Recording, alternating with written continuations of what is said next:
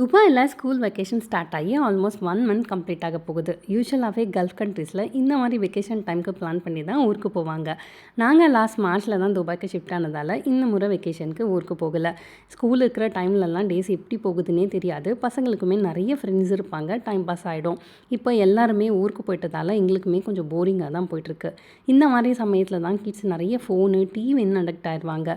இதுக்கு ஆல்டர்னேட்டிவாக பிளான் பண்ணி தான் இன்ஸ்டா, யூடியூப்னு நிறைய ரெஃபரன்ஸ் எடுத்து சில ஆர்ட் ஒர்க்ஸ் எல்லாம் பண்ண ஆரம்பித்தோம்.